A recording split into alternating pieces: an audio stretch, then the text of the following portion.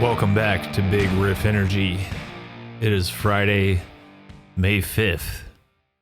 Tonight we are playing Jacksonville, Florida at the Underbelly with Rhythm of Fear, Spider, and Midnight.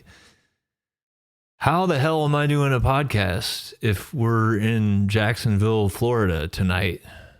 It's a good question. The cat's already out of the bag, I guess, that I have in fact had a clone of myself all along. That's how this has all been possible. Today, we also released another advanced single from our upcoming album, Ghost at the Gallows, which is coming out August 18th. The song that we released today is called I Shall Return, and I'm going to talk about how I wrote that song and what that song's all about. So, this was 2021. We had just finished recording the Forge Your Future EP, which we did in Tucson with Ryan Bram. And I know the exact dates. It was at the end of March because I know the last night of recording, we watched Francis Ngannou win the heavyweight title in the UFC. And if you guys don't know his story, you should look into it because it is one of the most astounding cases of perseverance and the indomitable human spirit that I've ever heard of. This guy tried to escape Africa to get to Europe over and over and over and over in the most dangerous, death-defying possible ways and kept almost dying and getting locked up and getting dropped in the middle of the desert and stuff. And he finally made it. And long story short, this dude who grew up working in the mines in Africa won the heavyweight title of the world in the UFC. And we had just finished recording Forge Your Future and watched this guy pull that off. And I mean, it was just like a perfect moment. He's like the embodiment of what that EP is about. It was just like not giving up, you know, the Terminator 2 thing. There is no fate but what we make, right? So we had just finished recording that. I was tasked with driving a single cab pickup truck from Tucson, Arizona to basically Austin, Texas, just past Austin, Texas. So I had picked up this truck and we finished Forge Your Future, and then I set off on my merry way. And that's a pretty long drive from Tucson to Austin.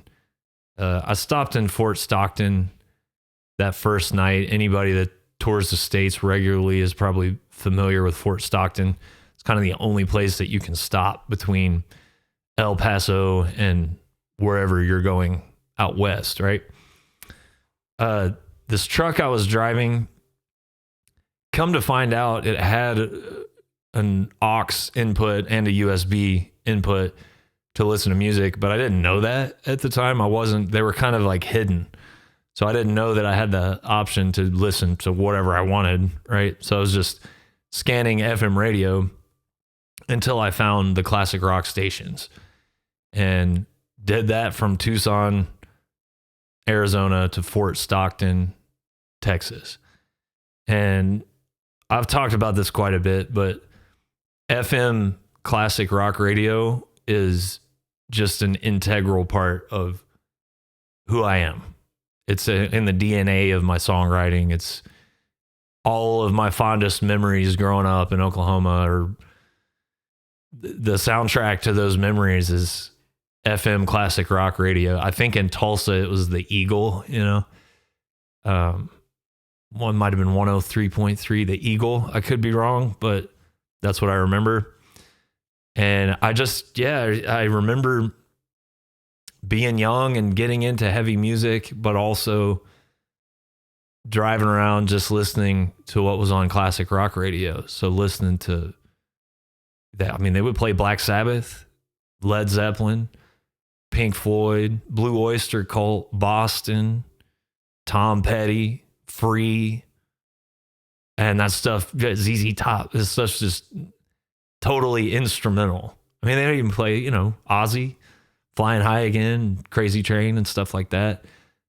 Hearing I'm Burning for You by Blue Oyster Cult during, one of the most like pivotal moments of my adolescent years, or, even stuff like a Rolling Stone, Bob Dylan, Creedence, Leonard Skinner. That stuff is just in me as a person and as a songwriter. Classic rock radio is just as crucial to me as Slayer or Metallica or any other really important bit of music. So I'm driving this single cab truck through the desert pretty much. When I lose one station, I go to the next, and so on and so forth. And yeah, just hearing Def Leppard and Judas Priest and all kinds of stuff like that, just making me feel like I was 16 again, right? Driving around, seeing what's being played on the airwaves, and some of it sucks and some of it's the best music you've ever heard. And it was on this trip, late March 2020, driving this truck, that I'm jamming to this classic rock and even like proto metal. Even now they're playing Nirvana and shit on classic rock radio. But when I would hit static, there would be stuff jumping around in my head, and I Shall Return is one of the only songs, it might be the only song that I had lyrics before I had any music. I came up with that first line in the middle of that trip. Onward, the mountain is the way, following the eagle, I carry the flame, right? And it's, for many reasons, it's one of my favorite, if not my favorite lines I've ever written. I feel like it's, they call Tom Petty the king of the opening line, right? He's the king of the opening line. And I always wanted to write an opening line that was just like perfect, that just puts you right in the story. And yeah, came up with that. I love it too, because it's just like, it's a lot of songwriters will put inside jokes in their lyrics that they get a kick out of. It's entertaining and joyful for them. And that one is a major inside joke. And, it's a significant and meaningful line, but there's also something very playful about it and like an inside joke aspect to it that's really cool. And if somebody can guess or figure out the inside joke of that opening line of our new song, I Shall Return, and if you email me your theory at BIGRIFFENERGY@gmail.com, the first person to figure it out, I'll send you the new record for free, personally. I'll sign it if you want me to, whatever. It can have the whole band sign it. So that opening line is, you can see the lyrics. There's a video on YouTube, and I'm sure the lyrics are in there, and I'm probably going to post the lyrics too. But the opening line is, onward, the mountain is the way, following the eagle, I carry the flame. And there's a great inside joke there. It's cool imagery too. I think it's cool words, and yeah, it paints a picture in your mind, but there's something in there that just makes me laugh and brings me so much joy. So if you can figure out the inside joke, you get a free vinyl and or CD copy of our record. BIGRIFFENERGY@gmail.com. So I'm driving this single cab truck across the desert by myself, fully in the classic rock sphere. I'm in the 70s. I'm in the 80s. I'm coming up with lines lyrically that I really love. I wrote the whole rest of the song off of that one line in that trip. I'm like dictating it into my phone as I'm going. And I sort of had some riff ideas like floating around in my head too. I think I might have hummed a couple riffs in my phone during that drive. And I think day 2 of that trip too, driving from Fort Stockton to Austin, starting to see water, starting to see trees, starting to see animals and life, going from the desert to this more lush sort of hydrated environment. It's a little bit more teeming with life. I wrote some lyrics that day for sure. And I got home shortly after I got home to Texas, I came into possession of a 1979 Les Paul that was totally stained with cigarette smoke, and I got it just reeked of cigarettes, and I couldn't have been happier. Like I really wanted a guitar with some soul and with some character and some ghosts in it, you know? And this thing had been played, and whoever was playing it was doing the Gary Rossington thing, and it had a lit cigarette in one of their hands. I guess probably their right hand would make more sense, or maybe put it right there in the nut. And this thing, I love it's one of my favorite guitars I've ever had. But when that guitar showed up in my life, I picked it up and I played I Shall Return from start to finish. Every riff, it was pretty much already arranged. There's a part in the midsection there that is written specifically for a guitar solo. And I think, I'm pretty sure I actually wrote that part right then too, or just played that part like it was already written. It was already out there just waiting to be found, right? But it's the Randy Rhoads thing, you know, he would write, he was very classically minded. And when it was time for him to solo in a song, he would come up with a whole section dedicated just to the guitar solo. You know, it's a little different than the rest of the song. I always wanted to do something like that. And, you know, a great trick when writing songs is modulation. Landfill from Municipal Waste talked about that. If you're working on a part and you run out of ideas, just move it up 2 frets. Fancier way of saying that is modulation, right? It's a key change. And I think on Howard Stern, when he talked to Metallica, they were talking about Enter Sandman, and James was praising Lars for his arrangement abilities and his left field ideas, you know, playing the da da da da da and then going up, da da da da da, right? That's a modulation. Just he took it up 2 frets, and it's a new key, right? And that was Lars's idea, apparently. So just combining all of these tried and true songwriting approaches that dug their way into my DNA because I grew up listening to great songs on the radio, not just a collection of riffs, but great songs that mean something, that employ songwriting techniques that have proven throughout history to have a significant impact on people's emotions, right? And with this song, like I said, it's one of the first ones that I came up with the words first. And as I said, man, as soon as I picked up this guitar, it was like the spirit of those words and the spirit of this guitar and the history that was in this guitar, whoever was playing it before me, that music was already there. I just found it and played it. I don't even feel like I wrote it, you know. It was just there, and it was exactly what I was going for. It fit the words I had written to a T, and there was a song. And I Shall Return sort of set the bar for the songwriting on Ghost at the Gallows. You know, in the past, I've kind of had these weird arbitrary, like, like I'm going to write an album in the same framework as Master of Puppets. Like just these little ideas that I had to make me laugh or whatever. Ghost at the Gallows became, there's not going to be a song on this album that I had to struggle to write. Because that happens sometimes. You have to like really put work into a song to get it to come out right.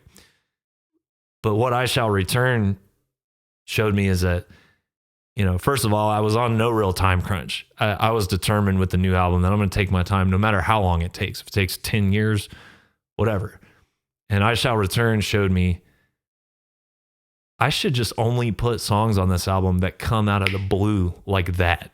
These lightning bolt type moments of inspiration that they just felt like they were there waiting for me, you know? And all 8 songs ended up being that on the new album. Give Her to the River originally was like, it's the first song on the album. It was a totally different song for a while. And then one day there was like a massive thunderstorm, and I felt like I literally got hit by lightning and rewrote the whole song. And that was the only remaining song of the 8 that I felt like I had like put a lot of work into, and 'cause it was sort of like almost forcing it. And then that one day I kept I Shall Return in my mind as the standard for like, no, it's got to be, the whole album has to be these magical, exciting flash moments of inspiration.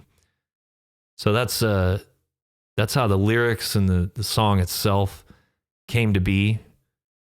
You know, it's my version of an ode to what I think was the peak of rock music, which is the 70s and 80s. And I've never wanted to sound like one of these like goofy retro bands that's intentionally trying to sound like, with production and vocals and everything, like trying to sound like the 80s or trying to sound like the 70s.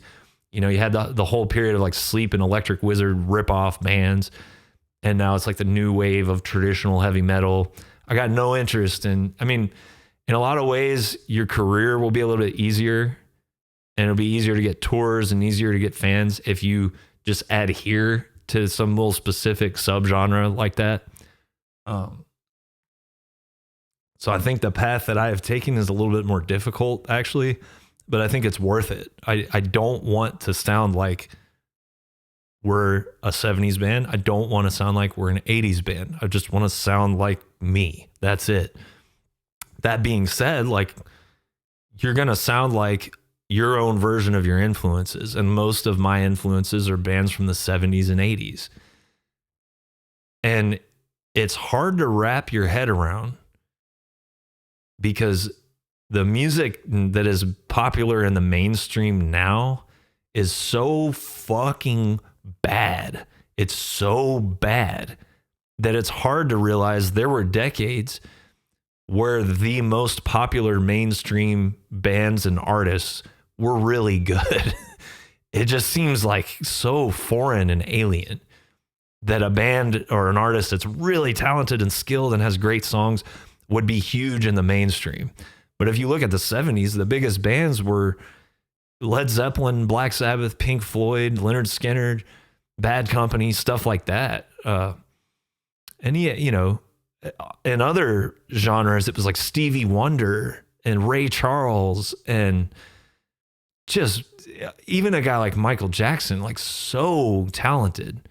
So there were these decades where the most popular mainstream music, not like confined to the rock subculture or the hard rock or the metal subculture, but like the most successful artists were all really good. And the reason that I stick so hard to this whole thing of like preaching like old school metal will never fucking die, no matter what kind of goofy stuff is like trendy right now or whatever. It's my favorite kind of music. Old school metal, old school hard rock, proto metal. I love old country and stuff too, but there's something really special about real, I don't want to say traditional, but just real ass heavy music that has melody and songs and hooks and stuff like that.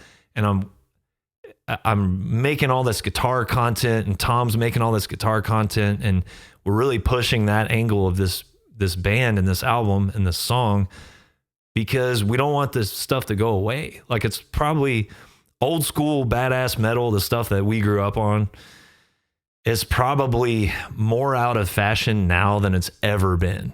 There was like the new metal crap in the early 90s, and it was sort of out of fashion then.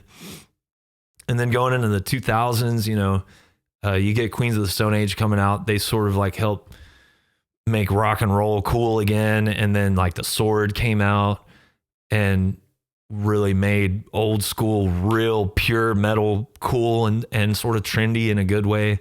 And you had like Mastodon coming up and Baroness coming up, High on Fire. Those bands sort of help sway real good heavy music back into fashion, sort of. And I feel like the period of music that we're in now, we're sort of in like it's a lull. It's like when Dio in the 90s was having to play like small clubs, and Iron Maiden was playing small clubs. It's hard to imagine that now, but that happened. And we're in like a true metal recession. That's what it is. We're not quite into a depression just yet, but it's a recession, right? And I've taken it upon myself, and Tom has, and the other guys, like, it sounds corny, but it's like we're trying to keep this thing alive. So we're putting our whole ass into this thing, the guitar thing and the old school thing. Again, not trying to sound like retro or anything like that, just keeping the spirit of that whole thing alive, that you can write good, memorable, well-structured songs with melody that are heavy, but uplifting and exciting. And so all of this like shit we're putting out, guitar playthroughs and tutorials. There's a tutorial of this song up right now. There's Tom, I'm sure, is going to do a playthrough. I do guitar solo playthroughs. If we can make one person pick up a guitar and start playing badass old school, real heavy metal, it's all worth it, man. I get scared sometimes. I look at the stuff that's popular, not even just in the mainstream, which is like so non-musical and nothing to do at all with good, meaningful songwriting. I won't even talk about that. But even in our little world of heavy music, it's like there's so much stuff it barely qualifies as like music to me. It's just like, it's just shit being shoved down people's throat by the industry, you know? So we're trying to kill that bullshit, just like the Sword and bands like Mastodon did back in the day, just by doing our own thing. That's all you can do is focus on the stuff you like, try to ignore the stuff you don't like. But man, I sure would like for there to be a resurgence of real badass heavy metal, and it'll happen, man. It takes some time. I think we're very confused as a society, and that's being reflected in our art. We're very tired. We're very uninspired as a society. But not me, man. Fuck that. Keep doing my thing. Oh yeah, the guitar solo. I'm super proud of the guitar solo in this song. When I was working on it, I made an Instagram post, and I was trying to sort of channel Adrian Smith. He's my favorite of the Maiden guitarists. I think he's the most expressive. Randy Rhoads and Glenn Tipton. And what those guys have in common to me, and guys like Dimebag, what he excelled at, is finding that line of technicality and emotional expression, right? You want to hear people shred in a metal song. I don't care how against like super overly technical stuff you are. If you're listening to heavy music, you want to hear somebody shred, right? But there's a point of diminishing returns for me and most people, I think, especially just fans of music that aren't necessarily that privy to like music theory and stuff like that. You want to move people, right? And out of all the Maiden guitarists, Adrian Smith to me is the best he can shred, man. I mean, Dave Murray probably can shred a little harder, but Adrian can still shred, and he's really good at expressing emotion through his instrument.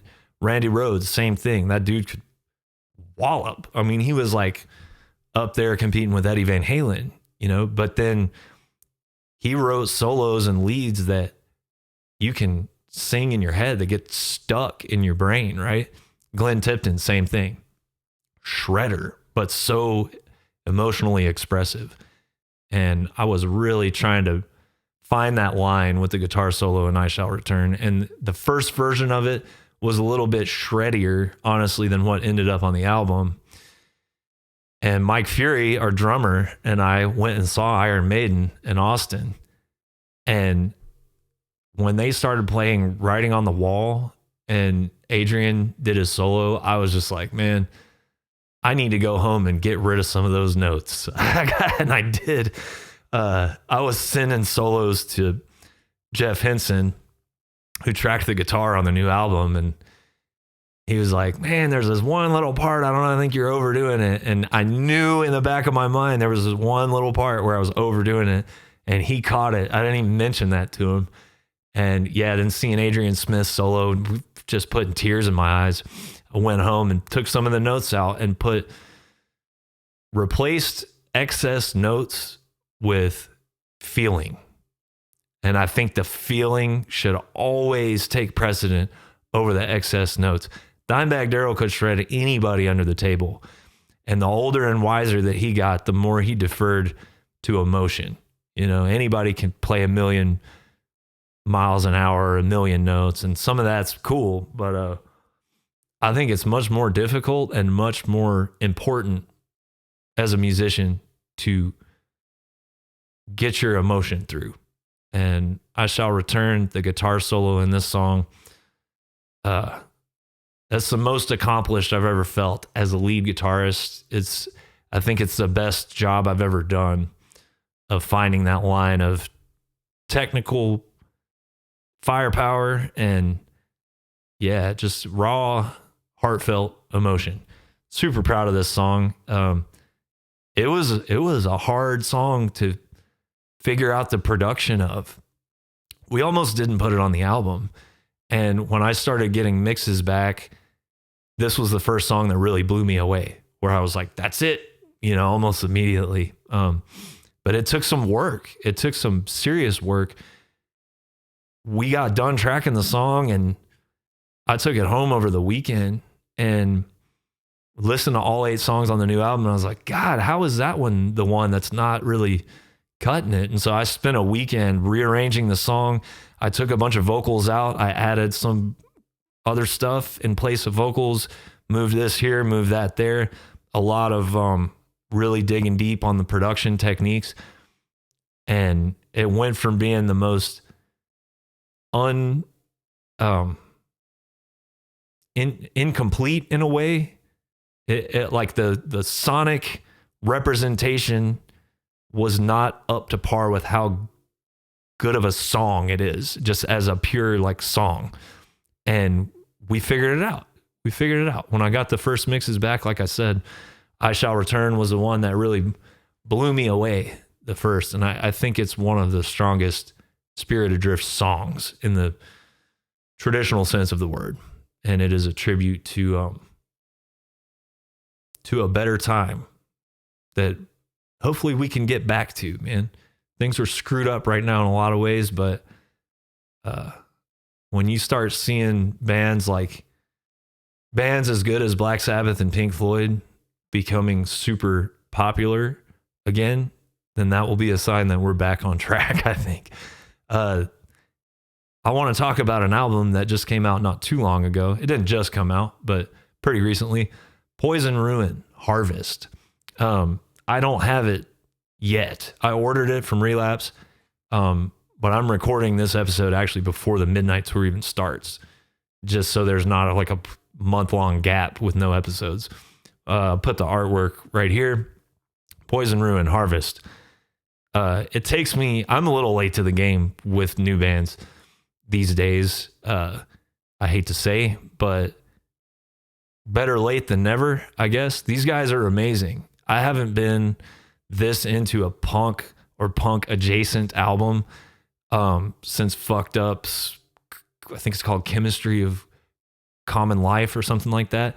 It's been a while since that one came out, I saw American Hardcore, that documentary, when I was in high school, and that's my shit when it comes to punk and hardcore. It's that first wave hardcore.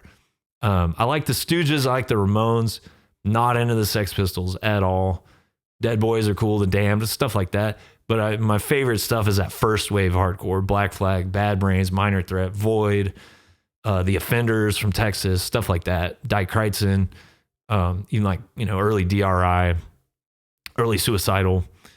And I'll go so far as like Cro-Mags, and eventually I got into Madball. It took me a long time to get into Madball, but I really love Set It Off now. I love Hoya. Shout out my boy, great dude. But so Poison Ruin, man, haven't been this excited about a punk album in a really, really, really long time. They got a lot of good stuff going on. The recording is like as raw as anything that Relapse has ever put out in the best possible way. The guitar sounds like a nasty guitar. Doesn't sound like a metal guitar at all. It's just nasty. The drums sound like drums that are, the gain's just maxed out. Bass sounds like a damn bass. And the vocals are incredible. The vocal melodies are really well thought out. The vocals remind me a lot of Killing Joke, and Jazz from Killing Joke is top 5 favorite all-time vocalist for me. Not to say this guy is like ripping him off or sounds just like him. It just reminds me of the spirit of that type of thing.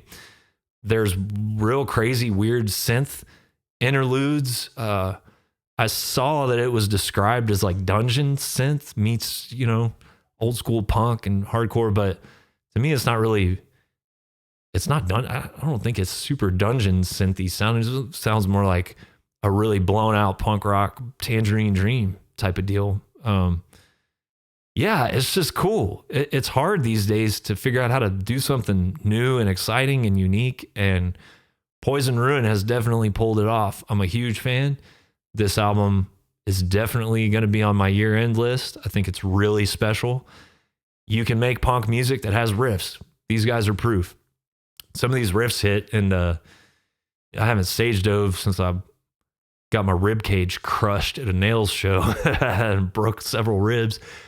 But I hear some of this stuff, and I'm like, man, I think I might, despite my slip disc and everything, I might jump off the damn stage if I heard that riff. So I hope to see these guys live sometime. Check it out, man. Harvest, Poison Ruin. It's on Relapse Records. Great, great, great stuff. Can't say enough good things about it. So that's it. Yeah, we're in the middle of a tour right now. Our new track, I Shall Return, just dropped. Let me know what you think. BIGRIFFENERGY@gmail.com. Come see us on tour, spiritadrift.com/tour. We're going to be heading overseas when we get back from this one, playing with Metallica and Iron Maiden, so can't complain. All right, see you on the road, and I'll see you here when I can find the time to do another episode. Thanks, guys.